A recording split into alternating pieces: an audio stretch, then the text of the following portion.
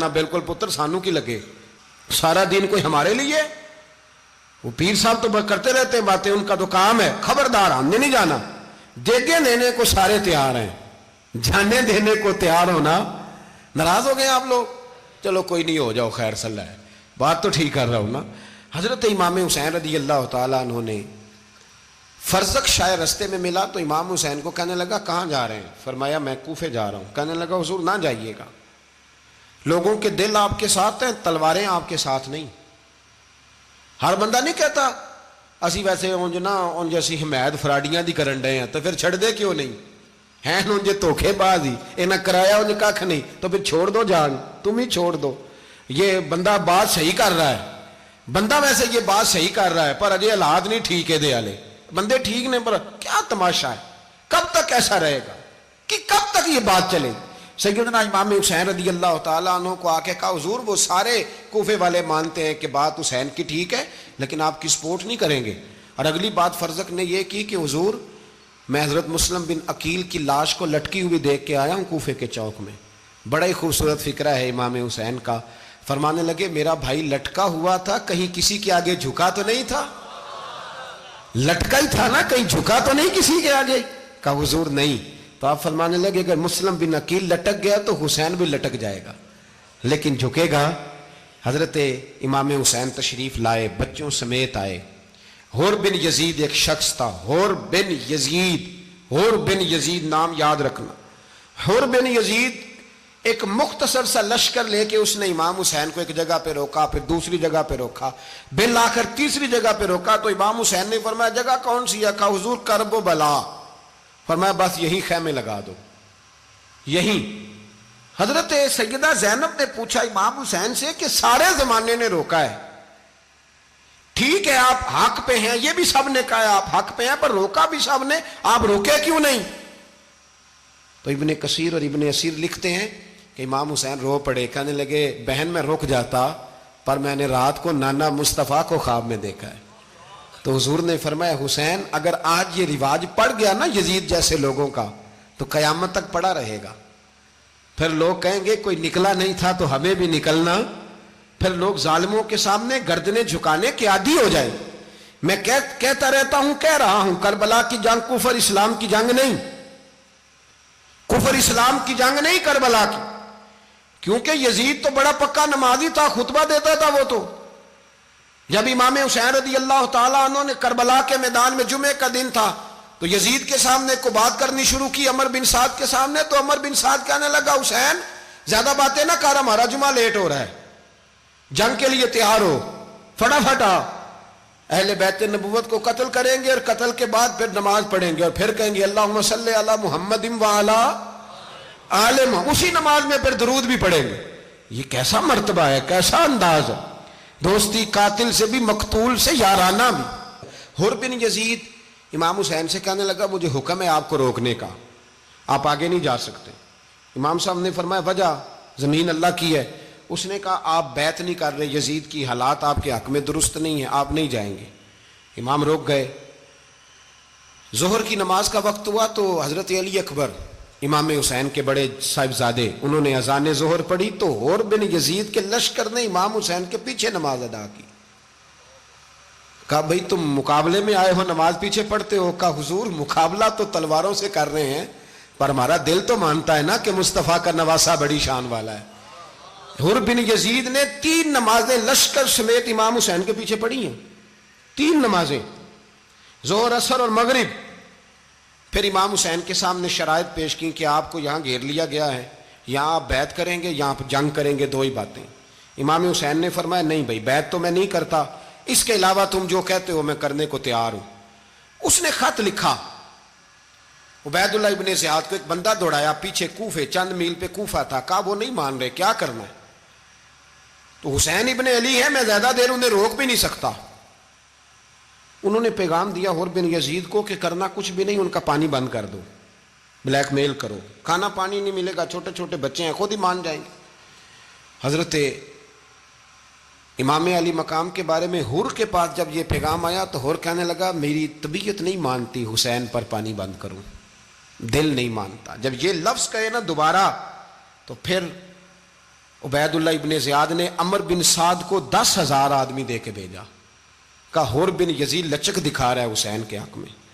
ایک رے کا علاقہ تھا، بڑی وہاں فصل ہوتی تھی، لوگ کوشش کرتے تھے وہاں کا گورنر بننے کی، کوشش کرتے تھے۔ تو عبید اللہ ابن زیاد کہنے لگا تمہیں رے کی گورنری ملے گی، سب سے سرسبز و شاداب علاقہ، تمہیں وہاں کا گورنر بنایا جائے گا اگر حسین کے خلاف لڑو گے۔ یہ اتنی زبردست ہوتی ہیں گورنریاں کہ گورنریوں کے لیے لوگ نسل رسول کے خلاف بھی نکل آتے ہیں، یہ اتنی تگڑی ہوتی ہیں، اتنی جلدی وفاداریاں بدلتی ہیں۔ امام حسین کو روک لیا گیا، عمر بن سعد نے روک لیا۔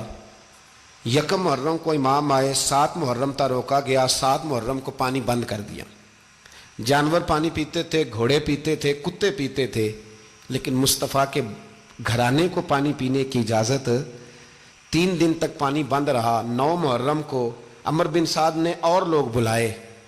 شمر ایک بڑا سخت آدمی تھا، سنگ دل بدبخت، جس نے حضرت علی اصغر کے گلے پر تیر مارا تھا، وہ اور لشکر لے کے آیا۔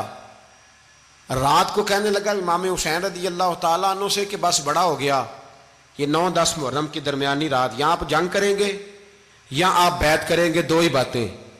امام حسین اندر گئے، سیدہ زینب سے مشورہ کیا، باہر آئے، فرمایا بات وہی ہے جو پہلے دن والی ہے۔ او بھائی بچے ساتھ ہو، صحرا کا علاقہ ہو، تپتی ہوئی ریت ہو، اتنے کٹھن اور سخت حالات، چاروں جانب موت ہی موت، دور دور تک اپنوں کا نام و نشان کوئی نہیں، اور اکیلے فیصلہ کرنے والے امام حسین، باقی سارے بچے ہیں یا عورتیں، سارے بڑے اکیلے۔ امام حسین رضی اللہ تعالیٰ عنہ نے فرمایا بھائی بیعت تو میں نہیں کرتا، باقی جو تمہارا پروگرام ہے۔ شمر اور ابن سعد کہنے لگے پھر جنگ کے لیے تیار ہو جائیں۔ کیا انداز ہے امام حسین کا، فرمانے لگے کل جنگ کروں گا، مجھے پتا تو ہے جنگ کا نتیجہ کیا نکلنا ہے، ایک رات مجھے دے دو تاکہ میں کھل کے اپنے رب کی عبادت تو کر لوں۔ حسین نے جانا ہے، مجھے پتا ہے کل رزلٹ 72 اور 22,000 کا کیا ایک رات مجھے دو، میں مالک سے راز نیاز تو کروں، میں گویا اس سے پوچھوں تو صحیح کہ مالک میرے والد بھی شہید ہیں، بھائی بھی شہید ہیں، نانا کو بھی دکھوں میں دیکھا ہے، تو اب میری باری ہے تو مالک میں حاضر ہوں، مجھے موقع تو دو، اس لیے کہ میرے نانا نے بدر میں بھی ساری رات عبادت کی تھی، صبح مجھے موقع دو۔ اور دنیا کا اصول ہے جب کوئی موقع مانگتا ہے تو دیا جاتا ہے۔ یہ دونوں کہنے لگے کوئی موقع نہیں۔ حور بن یزید پیچھے سے بولا، کہنے لگا نہیں بدتمیزی نہ کرو، حسین کو موقع دو، تمہیں دینا پڑے گا۔ موقع دیا۔ حور بن یزید نے پھر منت کی، کہا حضور آپ مہربانی کریں مان جائیں۔ فرمایا ماننے والا کھاتا کوئی نہیں۔ فرمایا ماننے والا کھاتا، بولیے ماننے والا کھاتا، یہ بڑا مشکل کام ہے بھائی، ضمیر کا سودا اب تو عام ہو گیا، بازار لگتے ہیں، ریٹ لگتے ہیں، اپنی اپنی چاہتوں پہ لوگوں نے اپنے اپنے انداز سجائے ہوئے ہیں۔ کوئی آدمی بس اچھے طریقے سے نام لے لے تو بس ہم اس کے پیچھے چل جاتے ہیں، اب تو عام ہو گیا یہ معاملہ۔ امام حسین نے فرمایا ہو ہی نہیں سکتا، ممکن ہی نہیں ہے۔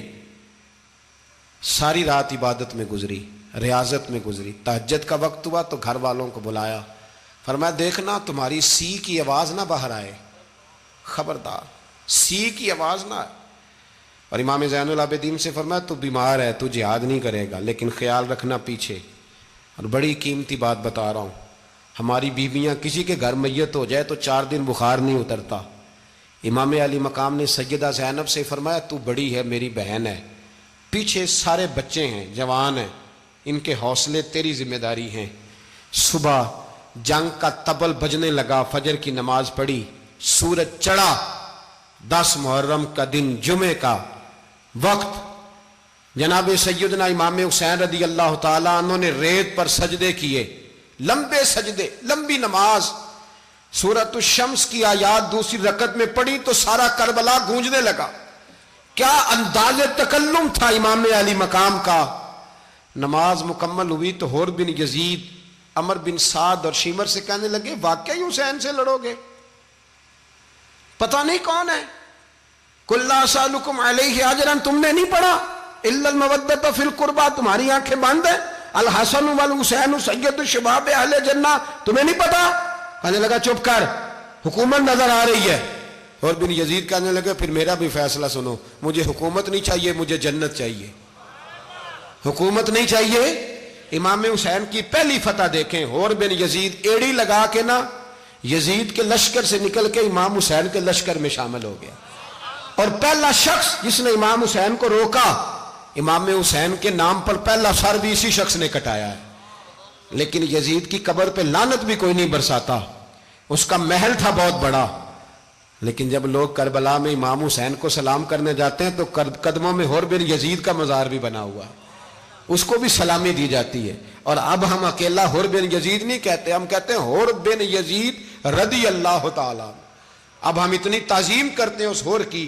جناب امام حسین کو میدان میں کھڑا کیا گیا، جہاد کا طبل بجا، پہلے خدام آئے، اور سن لو آج وہ پتہ نہیں بازاری سے لوگ چڑھ گئے اسٹیجوں پہ، بازاری سے، نہ چہرے پہ داڑھی ہے نہ سر پہ کوئی کپڑا ہے، بازاری لوگ ہیں، بھاگ رہے ہیں، بازو چڑھائے ہوئے ہیں، بٹن کھولے ہوئے ہیں، تماشا بنا دیا۔ سننے والوں کا بھی اللہ ہی حافظ ہے، وہ سٹیج پہ اہل بیت کی شان بیان کرتا ہے، بھاگ کے ادھر جاتا ہے، یہ کوئی طریقہ ہے؟ سننے والوں کا بھی عجیب انداز ہے، ہر بندے کو سننے بیٹھ جاتے ہیں۔ دین مہذب ہے، تہذیب والا ہے، دلائل رکھتا ہے، دین وقار رکھتا ہے، ایسے لوگ اب دین بیان کریں گے؟ حضرت سیدنا امام حسین رضی اللہ تعالیٰ عنہ صبح جب جہاد کا وقت آیا، پتہ ہے کون کون تھے کربلا میں؟ امام حسین کے ساتھ امام حسین کے 4 بھائی تھے کربلا میں۔ کتنے؟ بول کے بتائیں۔ حضرت علی کے 4 بیٹے، عباس بن علی، جن کو حضرت عباس کہا جاتا ہے نا، علمدار، یہ حضرت علی کی دوسری زوجہ میں سے۔ عباس بن علی بھی تھے اور ابو بکر بن علی بھی تھے، عمر بن علی بھی تھے، عثمان بن، یہ حضرت علی کے بچوں کے نام ہیں۔ یہ آپ کے شہزادے امام حسین کے ساتھ شہید ہوئے، ان کا نام صرف اس لیے نہیں لیا جاتا کہ ان کا نام خلفائے ثلاثہ کے نام پہ، حضرت علی نے اپنے یاروں کے نام پہ رکھا ہے تو تم نے کربلا کے میدان سے خارج کر دیا۔ یہ تینوں شہزادے حضرت جناب سیدنا امام حسین کے ساتھ تھے، یہ بھی شہید ہوئے۔ حضرت جناب زینب امام حسین کی سگی بہن ہے، ان کے 2 بچے تھے، اون و محمد۔ جب امام حسین میدان میں جانے لگے تو جناب زینب بچوں سے کہنے لگی، نہ پہلے بھائی نہیں جائے گا، پہلے بھانجے جائیں گے۔ 2 بچے شہید ہوئے۔ حضرت قاسم بن حسن امام حسن کے بیٹے تھے، وہ جب میدان میں جانے لگے تو امام حسین نے کہا، نہیں بھائی تو نہیں جائے گا، تو میرے بھائی کی نشانی ہے، میں جاؤں گا۔ تو حضرت قاسم بن حسن نے ایک تعویذ کھول کے دیا کہ ابا جی میرے والد نے کہا تھا جب بڑی مشکل آ جائے تو تعویذ کھول کے دیکھنا، تو آج بڑی مشکل آئی ہے تو میں نے تعویذ کھولا ہے، تو یہ دیکھیں کیا لکھا ہے، یہ تو رکا ہے، تعویذ ہے ہی نہیں۔ جب کھول کے دیکھا تو اس پہ لکھا تھا، قاسم اگر حسین پہ کوئی کڑا وقت آ جائے تو بیٹا کے آگے آگے رہنا، اگر کڑا وقت میرے بھائی پہ کبھی آ جائے نا، دیکھنا اس کے آگے آگے چلنا، اسے حسن کی کمی نہ محسوس ہو، پائیاں جہاں ساک نہیں کوئی جے وچ خار نہ ہوئے۔ سیدنا امام حسین پہلی دفعہ کربلا میں اس وقت روئے جب یہ رکا، آپ نے دیکھا تو فرمایا ٹھیک ہے، اگر حسن کی یہ وصیت ہے تو میں نے زندگی میں اگر ان کی ہر بات مانی ہے اب بھی مانوں گا، تمہیں اجازت ہے۔ جناب قاسم بن حسن 16 سال کا جوان جب میدان میں نکلے تو ہائے ہائے پتہ نہیں کہاں سے آ گئی ہے۔ امام قاسم بن حسن جب میدان میں نکلے تو تبری سے لے کر علامہ ابو الاسناد صاحب سب کو پڑھ کے تو دیکھو، 3 دن کی پیاس ہے، شدید آزمائش ہے، دکھ ہیں، تکلیفیں ہیں، پھر بھی پہلی دفعہ جب میدان میں گئے ہیں واپس آئے ہیں 19 لوگوں کو قتل کر کے واپس آئے ہیں، 19 لوگوں کو ایک بار میں۔ حضرت ایسے ہی تماشا بنا دیا ہے، مظلوم تھے وہ تو رو رہے تھے، ہر مقرر یہ کہہ رہا ہے کہ وہ تو بار بار کہہ ابا پانی مل جائے، پانی آ جائے، ترس گئے۔ خدا کا خوف کرو، یہ دلیر لوگ تھے، ان کی باتیں آج بھی پڑھ کے دلیری پیدا ہوتی ہے، دلیری پیدا ہوتی ہے، دلیری۔ سناؤ قصہ خیبر کو تمامی اپنے بچوں کو، علی کی داستاں سن کے دلوں سے ڈر نکلتا ہے، علی کی داستاں سن کے دلوں سے، یہ جو بچے ڈر رہے ہیں نا، وہ چمگادڑ آ گئی، کاکروچ آ گیا، یہ خوف نکل جائے گا اگر حضرت قاسم بن حسن کی بات سنیں گے۔ درجنوں لوگ آپ نے قتل کیے۔ ایک دفعہ آئے، کہا چاچا یزید کا لشکر تو بڑا ہی بزدل ہے، اگر چند قطرے پانی میرے حلق سے گزرے تو میں سارے کاٹ کے لے آؤں گا آپ کے پاس، چند قطرے۔ لیکن تھوڑی دیر گزری، عمر بن سعد کہنے لگا اکیلے اکیلے جاؤ گے تو علی کا پوتا ہے، یہ سب کو مار دے گا، کٹھے جاؤ، چاروں جانب سے تیر برسے، ایک تیر لگا آ کے گردن کے پیچھے، بس جناب سیدنا قاسم بن حسن گھوڑے سے نیچے گرے تو جناب زینب حوصلہ کر کے آنسو سمیٹ کے کہنے لگی میں دیکھ رہی ہوں پردے کے پیچھے سے حسین میرے بھائی کا بیٹا گر گیا ہے، جا اسے اٹھا کے لا۔ حضرت امام حسین ان کو اٹھا کے لائے تو امام حسین نے سینے سے لگایا ہوا تھا تو ان کے پیر، ان کا قد لگتا تھا امام حسین سے زیادہ ہے، اٹھا کے لایا، لٹا دیا گیا۔ امام حسین کے اپنے بڑے بیٹے میدان میں نکلنے کو، علی اکبر نام ہے، جب جن لوگوں نے حضور کو نہیں دیکھا تھا وہ جب کہتے نا ہم نے نبی پاک کا دیدار نہیں کیا تو بتاؤ کس طرح کے تھے، تو بتایا جاتا تھا کہ جناب علی اکبر کا دیدار کرو، ہم شبیہ مصطفیٰ۔ اور جب وہ گلیوں میں نکلتے تھے تو عورتیں چھتوں پہ چڑھ جاتی تھیں۔ جناب علی اکبر رضی اللہ تعالیٰ عنہ تلوار لے کے میدان میں نکلے، جوان بیٹے دینے بڑے مشکل۔ او یارو رٹا کیا ہے یہ تو بتاؤ، کہ ظالم آدمی حکمران ہے یار، یہ رٹا ہے، ایک ظالم کا رستہ روکنا ہے، اس رٹے کے لیے ہم شبیہ مصطفیٰ۔ جناب سیدنا امام علی اکبر میدان میں نکلے، بڑے لوگ مارے، بڑے، پھر ایک تیر ان کے بھی گلے میں لگا، اور جب وہ گرے نا زمین پہ تو حضرت امام حسین دوڑ کے آئے، دوڑ کے، اور جب تشریف لائے تو ان کے گلے سے تیر کھینچا تو ایک جملہ لکھا ہے صاحب تبری نے، اس نے حد کر دی، کہنے لگے تیر کھینچا تو امام حسین کی آنکھوں میں آنسو آئے، کہنے لگے کاش جناب ابراہیم آج میرے سامنے ہوتے تو میں انہیں کہتا کہ آپ نے تو بیٹا ذبح کرتے وقت آنکھوں پہ پٹی باندھی تھی، دیکھو میں کھلی آنکھوں سے بچے ذبح کر رہا ہوں، کھلی آنکھوں، کاش جناب ابراہیم خلیل ہوتے تو انہیں کہتا۔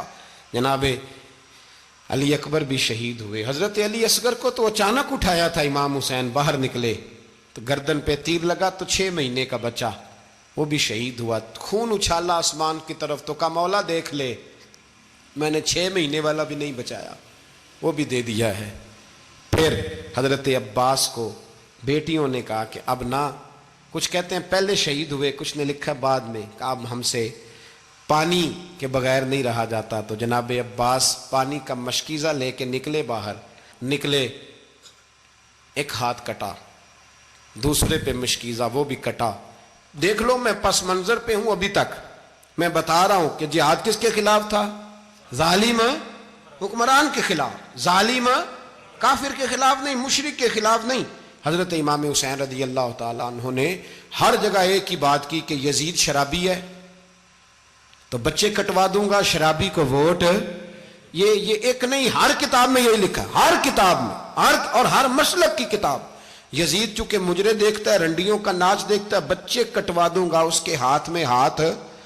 امام حسین نے فرمایا چونکہ اللہ کی حدوں کو توڑتا ہے، حقوق اللہ پامال کرتا ہے، حدود اللہ، بچے کٹوا دوں گا لیکن اس کے ہاتھ میں ہاتھ۔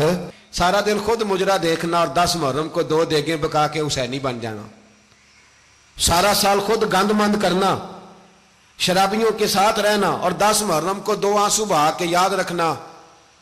میں ہمیشہ کہتا ہوں، پھر کہہ رہا ہوں، جس کے موبائل میں گندے گانے ہیں، گند دیکھتا ہے، شرابی کبابی کا سپورٹر ہے، ووٹر ہے، یا مجرے دیکھتا ہے آتا جاتا ہے، وہ یاد رکھے قیامت میں امام حسین کا ہاتھ ہوگا، اس کا گریبان ہوگا۔ ہم سے نہ رقم ہوں گے قصیدے یزید کے، ہم لوگ تو حسین کے سیرت نگار۔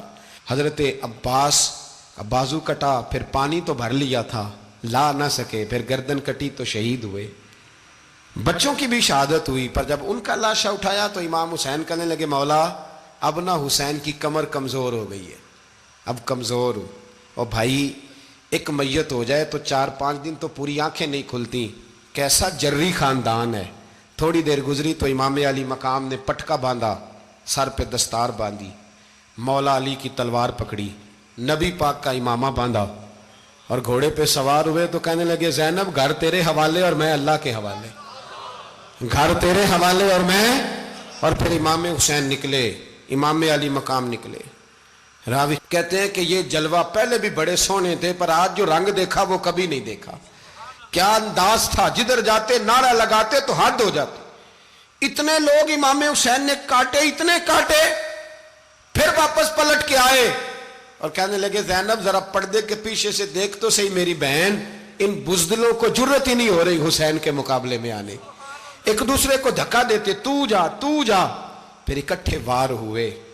یہ کون ہے کٹا ہوا, لباس ہے پھٹا ہوا, یہ بال یقین حسین ہے, نبی کا نور عین ہے. پھر چاروں جانب سے تیر برسے.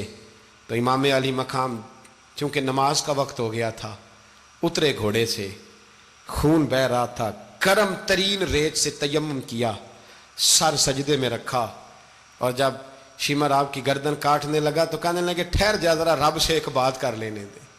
اور پھر بولے امام حسین, کہنے لگے مالک تو اب بتا کہ حسین سے راضی ہے کہ ناراض ہے, تو بتا. تو پھر ایک آواز آئی, یا ایتھا النفس مطمئنہ ارجعی الی ربک راضیۃ مرضیہ. فرمایا نفس مطمئنہ واپس آ جا, تو اللہ سے راضی ہے, اللہ تجھ سے راضی. امام حسین وہاں شہید ہو گئے. اب یہ قافلہ امام حسین کا سر کاٹ, ذرا دیکھنا غور کرنا, سر کاٹ کے نیزے پہ رکھا ہے, جسم کربلا میں پڑا ہے. عورتوں کو گھوڑوں پہ بٹھا کے لے جایا گیا یزید کے دربار میں. یزید پہلے عبید اللہ ابن زیاد نے بدتمیزی کی, پھر یزید نے کی. سعودی عرب کا ایک مولوی بول رہا تھا, سعودی عرب کا, ان سے بھی بڑا عشق ہے, جس نے تقریر سننی ہو میرے پاس ہے. ہمیں لوگ مشورے دیتے ہیں کہ جو یزید کو اچھا کہے اور حسین کو باغی کہے اس کو ہم امام مان لیں. اس بے شرم بے حیا کو جو نبی پاک کے گھرانے کے بارے میں بکے اسے امام. سعودی عرب میں مسجد نبی میں درس دینے والا جس نے تقریر سننی ہو میرے پاس ہے. وہ کہتا ہے یزید تو بڑا اچھا آدمی تھا, اس نے تو بڑی خدمت کی. تو میں نے اسے کہا رشتہ داری کر لیا یزید کے ساتھ, قریب ہو جا. شرم نہیں آتی؟ آج بھی نبی پاک کا دل دکھاتے ہو, حیا نہیں آتی, خیال نہیں آتا. اور لوگ گھر میں بیٹھ کے باتیں کرتے ہیں, کہتے ہیں جی جو بیت اللہ میں ہو وہ بھی برا ہو سکتا ہے. بیت اللہ میں تو 360 بت بھی تھے, وہ اچھے تھے. مدینے میں تو 360 منافق بھی رہے, پوری سورہ منافقون نازل ہوئی, وہ اچھے تھے. عجیب تماشا بنا دیا لوگوں نے مذہب کا. کہتا ہے یزید نے تو بڑی خدمت, تو عبید اللہ ابن زیاد نے قتل کیا.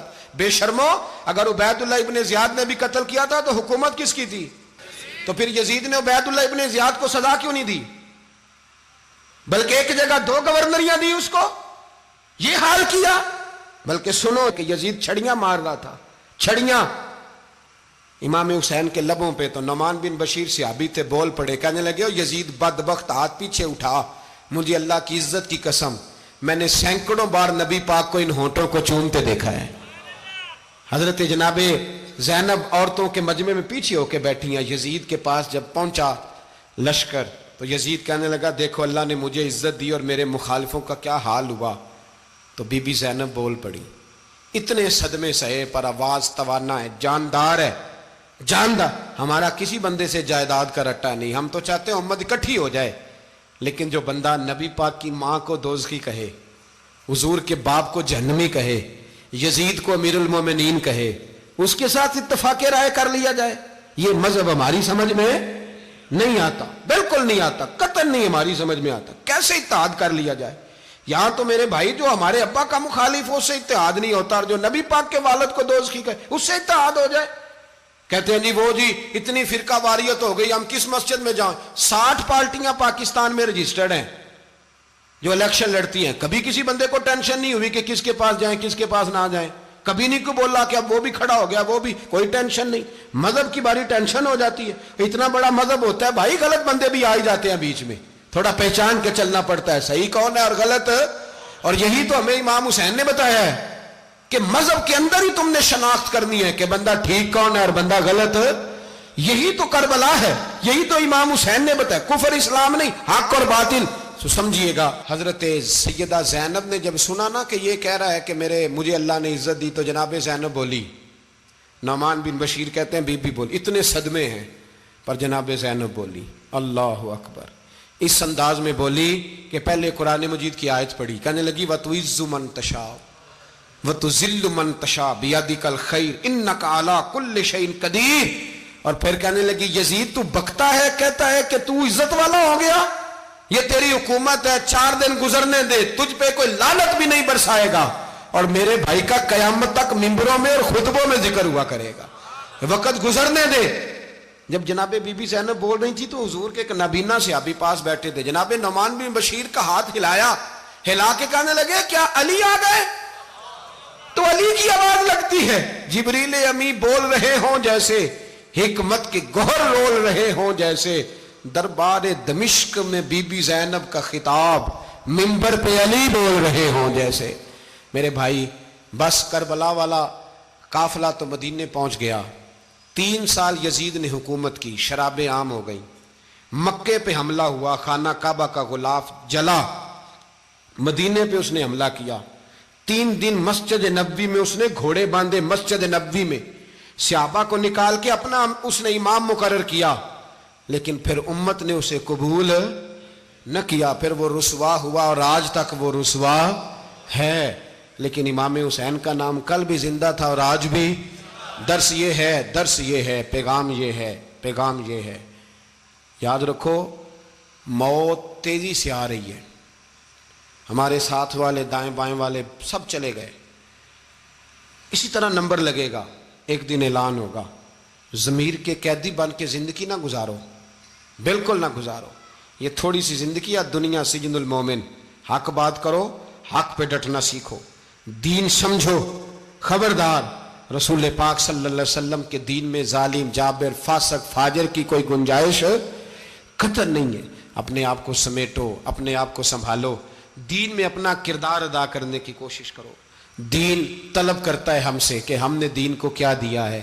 امام حسین نے سارا گھرانہ دین کے لیے دے دیا۔ ہمارا جو بچہ کسی کام کا نہیں رہتا اسے مدرسے داخل کراتے۔ ہم نے دین اتنا کمزور کر دیا ہے کہ عالم اگر شور نہ کریں، زور نہ کریں، گھٹن والا ماحول ہو گیا ہے، مذہب کی پوزیشن کمزور کر دی۔ اب جہاں تک اس بات کا تعلق ہے جی فرقے ہو گئے، تو میرے بھائی یہ کوئی اتنی خطرناک بات ہے، یہ کوئی اتنا مشکل معاملہ نہیں ہے، یہ تو امام حسین نے بتا دیا تھا کہ یزید کے طور پر ایک غلط فرقہ کھڑا ہو گیا ہے، لہذا اس کا مقابلہ کرنا ہے، اس میں کوئی بری بات ہے؟ لیکن ایک سبق ہے بزرگوں کا کہ اگر سچی بات بھی نہیں کرنی تو پھر اس منبر کا حق ادا نہیں ہوتا۔ جو سچ بولے وہ حسینی ہے، جو ظالم کے سامنے کھڑا ہو جائے وہ حسینی ہے، جو مصلحت کوش ہو، جو کہے ٹائم نہیں، گراؤنڈ ریالٹی نہیں، حالات نہیں، طبیعت نہیں، موقع نہیں، تو ابھی امام حسین کے پیغام کو نہیں سمجھا۔ میں بہت سارے بزرگوں کا نام اس لیے نہیں لیتا کہ لوگ ایسے نہ کہیں کہ کسی کا نام کیش کرایا جا رہا ہے، لیکن میں نے سارے مناقب پڑھے ہیں،